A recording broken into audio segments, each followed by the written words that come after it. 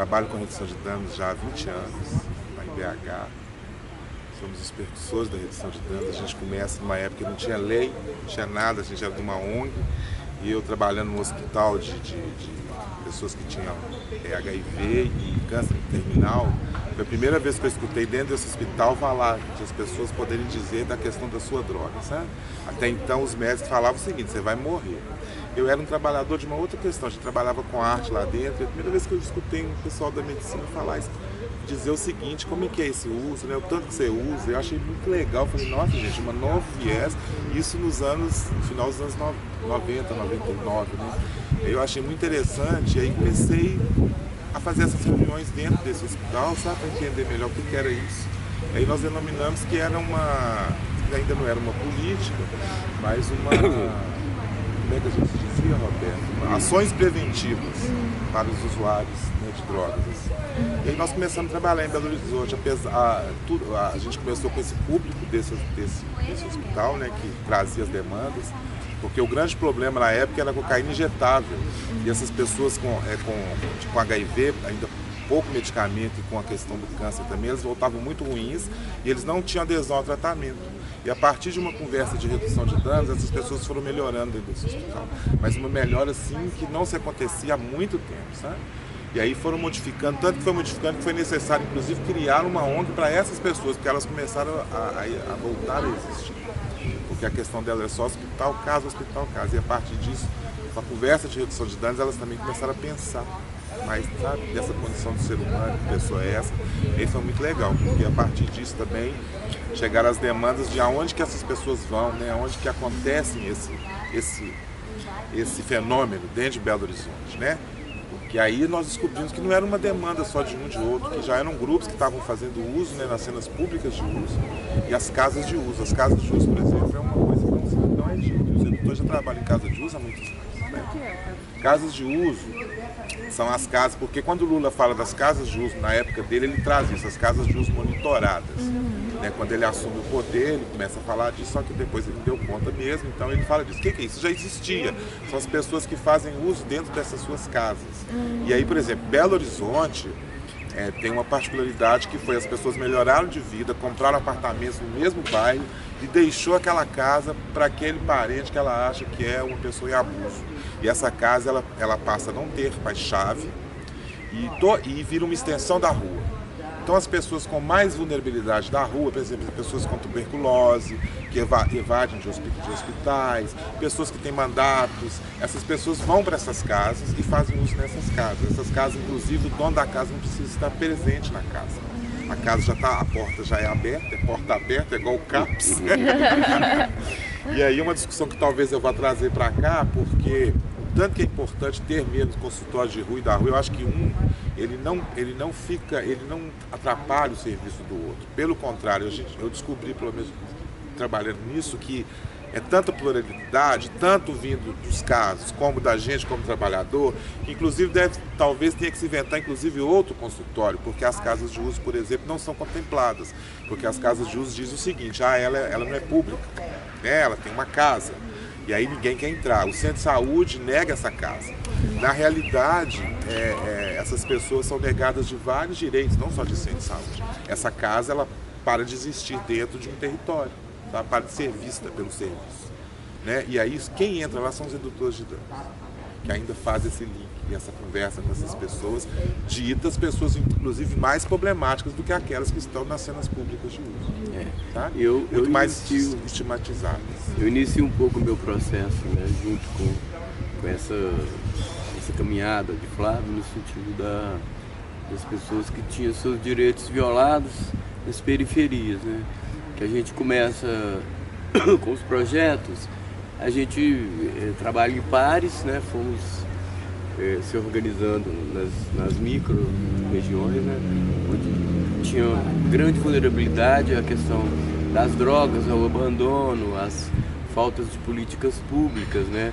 A própria concentração da população negra e, portanto, discriminada e, portanto, ela não tinha acesso a questões sanitárias, né? Os esgotos a céu aberto, as coisas muito precariamente resolvidas e as crianças transitando naquele meio, né? foi aonde surge, né, Flávio, nossa primeira linguagem para estar discutindo a questão de redução de danos na cena pública de venda, né, e de uso. Nessa época ainda era de drogas menos pesadas que o crack. Depois veio o crack, mas nesse momento a gente também era os caçadores das seringas. Onde tinha seringa, a gente estava presente ali na troca, né? Na troca. Porque tinha uma em Belo Horizonte dizia-se que era distribuição, as pessoas que eram contra não entendiam, diziam que a gente estava distribuindo, né? Na realidade não existia distribuição, era uma troca, porque aquelas pessoas foram, nós conseguimos achar essas, captar onde estavam esses grupos, né? Localizar, e aí a gente entendeu que essas pessoas não tinham acesso a nenhum tipo de política. Né? E nessa época as pessoas estavam se contaminando por causa da seringa, e casas de uso, assim, uma do lado da outra, então eles contaminavam entre eles, parentes, né? A gente trabalhou com muitas pessoas, irmãos contaminados, e amigos, né? Vizinhos. Né? E essas pessoas, a partir do momento que sabiam que tinha HIV, elas também se fechavam, o serviço não sabia o que dizer para elas. Nesse fluxo, né, a gente foi se aliando aos centros de saúde, às unidades básicas, para poder fazer esse trabalho de pesquisa, né, nos territórios, onde que estava essa pessoa mais vulnerável, onde estavam esses núcleos de maior vulnerabilidade, trabalhar com os ACS para que eles para que eles pudessem acessar aquelas pessoas, né, e conceptivamente estar encaminhando esses meninos, essas pessoas para vacinação, né, que a gente percebeu que, aliás, foi na época, né, que inclusive era um prognóstico do Ministério que a gente, né, também fizesse a questão da leitura de todas as complexidades, né, da vulnerabilidade, a TB, né, as hepatites, né, é um controle social, um controle social e de saúde que não tinha. E isso era por volta de mais ou menos que ano? 2000. Relato da aproximação, 99, né? A partir 99, de 99, 2000, né? E a partir de 99, né? Isso foi até 2003, né? 2006. Não, porque 2003 já teve algum... Em 2005, recurso, eles criam os CRAS, né? Os CRAS eles já começam a acontecer nas comunidades, né?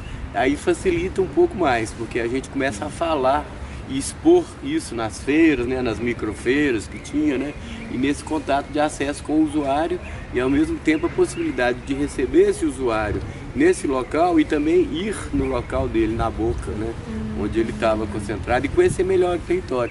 Foi assim que a gente começou a desbravar cenas que o governo, o poder público não acessava, né? E aí logo a seguir, de 2005 e diante, já vieram os projetos Vila Viva, onde eles começaram a rasgar as vilas, construir prédios, né? Aí muda a configuração das favelas, né? Só que um pouco antes ainda, essa questão da vulnerabilidade ao meio ambiente era muito grande, não tinha dispensatório de lixos, né? Não tinha a questão dos esgotos, a água, né? Então tudo era muito comprometido, né? Eu fui um que comecei a enxergar nisso uma possibilidade da redução de danos, né? No diálogo, porque a gente começa com a questão das drogas e o HIV, né? E a AIDS, só que de repente a gente começa já a ter essas visões macros, né? Dentro de um ambiente, dentro de um território, o que era estar trazendo essa redução de danos. Fomos chegando nas famílias, né? Fomos chegando, depois veio a epidemiologia, que era a questão das dengues, né? Da questão dos ratos, né? Que tinham as endemias de leptospirose, leishmaniose, enfim. Pode dizer que a gente esteve sempre junto ao governo, sim, mas de várias formas, sabe? Primeiro a gente vai como ONG, né? A gente cria essa ONG nessa necessidade, quando eu disse, né, que as pessoas começam a querer conversar mais sobre esse assunto, a gente cria uma ONG. E aí nós somos contratados via governo, diretamente, o recurso vinha direto para a ONG, depois nós somos contratados pelas secretarias, primeira secretaria, a Secretaria de DST/AIDS. Hoje chama Secretaria de Educação Sexual, né? E aí a gente veio com essa diretriz assim, muito ligada também ainda, assim, com foco nas doenças ligadas ao abuso de drogas. Isso porque... Patologias decorrentes ainda. Assim. Isso porque a estruturação dessa ciência era muito profunda, não era questão só de dar insumos e trocar insumos. E mesmo também o acesso desses insumos estava ligado a essa questão governamental, né? Que eram as campanhas que eram feitas e a gente precisava desses insumos, precisava da camisinha, precisava do folder, né? Precisava da água destilada, das seringas, né? Os insumos de redução de danos é muito interessante porque ele é criado justamente em cada estado o que dá certo ali, né? Por exemplo, o cachimbo, a gente tentou fazer o cachimbo, né, uma distribuição até pela questão do crack, tudo, e não deu certo em Belo Horizonte, porque nós não convidamos os usuários para fazer. A gente pegou o cachimbo que foi feito de Juiz de Fora, que era referência no Brasil inteiro, mas lá os usuários construíram o cachimbo, né? E saiu aquele cachimbo de Juiz de Fora. Aí esse cachimbo virou referência e a gente achou, vamos levar. Lá em Belo Horizonte foram várias reclamações, aí ele rouba a pedra, ele, sabe? Aí não deu certo mesmo, aí eu entendi que não era isso. Era a falta de ter chamado essa pessoa como sujeito dessa construção, né? Isso porque não foi feito. Que essas fases do crack, né, que vieram já a partir de 94, 95, né? Foi a transição entre a droga injetável, né, e essa droga fumada, né? Que aí a gente sabe que ela acontece, né, em Santos, né, nas regiões litorâneas, com uma determinação muito do sujeito de fazer o seu próprio crack, né? A partir das receitas que já tinha, depois que ela vai expandindo para o mercado mesmo, né? E dessa expansão para as cracolândias, né? Tipo São Paulo, tipo, acho que cada local tem um lugar onde eles utilizam de cracolândia. Dizendo-se, né, já que a redução de danos, inclusive, trabalhou todas essas palavras que a gente acha assim, muito pejorativas para o sujeito, inclusive cracolândia, né? Inclusive cracolândia. Que é uma palavra que veio de uma imprensa marrom. Que é uma imprensa de Belo Horizonte que aquele lugar, por exemplo, de Belo Horizonte, onde estão todo mundo lá usando droga, que às vezes tem 150 pessoas numa rua, ainda assim é um local que trouxe toda a história de Belo Horizonte, que trouxe o samba de Belo Horizonte, as pessoas que moram ali construíram Belo Horizonte. Só que isso não é falado na mídia. Trouxe justamente aquelas pessoas e colocaram elas assim, na mídia como zumbis. Né? E aí, a partir disso, o sensacionalismo, todo dia com as matérias estranhas. Né? Então a gente sempre falando que isso não está certo, que a gente... E da nossa parte a gente foi procurando, pela essa questão ligada um pouco ao Estado, fomos entrando mais dentro da saúde e da questão do tratamento, né? Entra os CETSANs, né? Na vida da gente como profissional, como pesquisador, a gente começa a observar, né? O Flávio fez uma parte grande, né? Da saúde mental, né? Saúde mental, porque aí a gente sai, porque aí tem a próxima etapa é isso. Depois da coordenação de STIs, educação sexual, a gente passa para a coordenação de saúde mental já nos consultórios de rua. A implementação destes, porque Belo Horizonte, quem trabalhava nas cenas públicas eram nós, não tinha outra pessoa, não tinha outro profissional. Não tinha psicólogo, não tinha ninguém que trabalhava. A gente sabia, a gente ia lá e via. Era um grupo de redutores, né, que variava de 4 a 20, variava. Né? Às vezes eram os 4, 2 pares em cada lugar, ou às vezes eram 20 numa grande turma, que a gente sempre teve muito ligado à questão da capacitação, né? A capacitação nessa época foi uma coisa muito rica para os redutores, porque a gente veio em Brasília fazer filme, aprendemos a fazer o filme, filmar a nossa própria situação, fizemos nossa própria história, filmes, né? A gente teve uma época em que nós fomos muito bem capacitados, sabe? A capacitação era continuada. Então, por exemplo, nós viajamos muito para quase o Brasil inteiro para entender o uso de droga, para falar um pouco disso, para que não seja uma coisa muito regionalizada da nossa cidade, né? A gente fez muita troca de experiência, entendeu isso, inclusive dentro de Minas Gerais, porque os municípios também apresentavam uma especificidade de cada lugar, assim, com o uso, sabe? E também com os estados, né? Por exemplo, Rio Grande do Sul, quando eu trabalhei lá, um exemplo de redução de danos que eu não posso trazer para a minha cidade, que é muito moralista. No Rio Grande do Sul, o pai e a mãe, ele vai até a boca e compra, na época que era ainda cocaína injetável, ele compra a droga para os seus filhos, porque esse caminho é de vulnerabilidade social para essa pessoa, ele pode morrer nesse caminho. E aí, na casa deles, eles criam uma barraca de camping, onde os usuários se encontram e usam lá. Um redutor de danos passa nessa casa e aí faz a troca de seringa e conversa um pouco com esses usuários, né? Mas esse exemplo, Belo Horizonte, jamais uma família ia lá buscar esse exemplo. Então é um exemplo que não cabe Belo Horizonte, sabe? Mas eu acho legal falar, assim, para entender, né? Assim, como é que as pessoas pensam em cada... E isso foi muito bom pra gente, né? Isso também foi muito legal, assim, toda a nossa soma de esforços com os projetos que também estavam ligados ao DST, tipo tuberculose mesmo, pela Fiocruz, né? Nós participamos de vários projetos, né? A gente é referência lá em TB, né? Por causa disso. E fizemos também o projeto Tuberculose Nunca Mais, né? Uai, tuberculose nunca mais. Mas eu acho que tem uma coisa além e antes, que tem a ver com o nosso trabalho assim, mais concreto. Vou dizer, eu sou do Movimento Nacional de Redução de Danos também, sabe? Então, o que acontece? Num desses movimentos, quando nós viajamos para São Paulo, acho que no segundo ano, sem ser do ano passado, retrasado, de repente chegou lá uma normativa do Ministério que era o seguinte: tinha que colocar agente social de saúde, agente de proteção social, qualquer redutor de danos, não tinha mais tempo de colocar, e se não colocasse, não tinha recurso para mandar para as ONGs. Então, quer dizer, eu fui um dos contra, porque eu queria redutor de danos como legitimidade, porque a minha carteira em BH, eu sou contratado pela questão do perfil, assinado como redutor de danos. Então, eu sou um redutor de danos. Eu sou redutor de danos.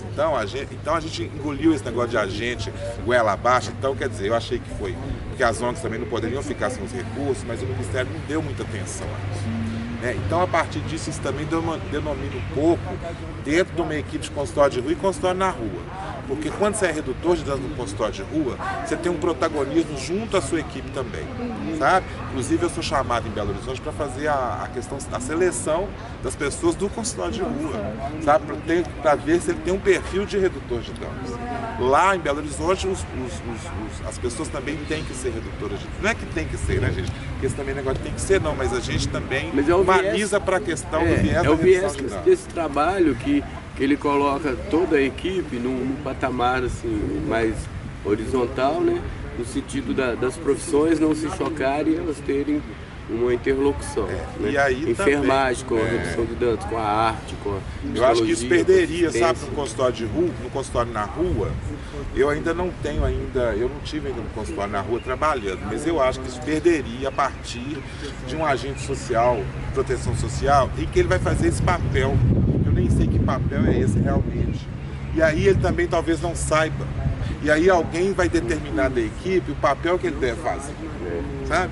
E isso não é redutor de danos. Porque o redutor de danos, ele vem de um protagonismo, né? Então isso é o primeiro assunto que eu já coloquei lá, é consultório de rua, sabe? Eu não vou sucumbir, não é que eu estou sucumbindo ao consultório de rua, mas a minha profissão pode sucumbir a esse consultório. No começo tinha uma ideia, pelo menos eu não sei se o Flávio pensa assim, mas a gente tinha uma ideia que o trabalho fosse diferente. Eles estavam querendo colocar os redutores no centro de saúde, na recepção, recepcionando ali, criando uma sala de espera, né?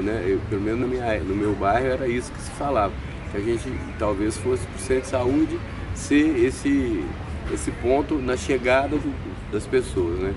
Mas com o passar do tempo, isso não foi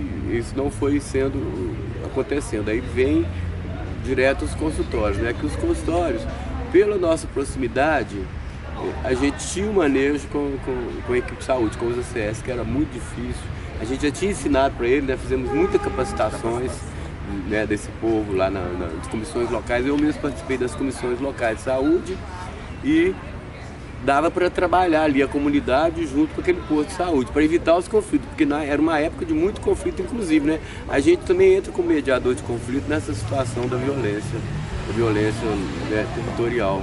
Né? Na rua a gente está passando de van, os usuários pedem uma água, né, e para a gente e falam...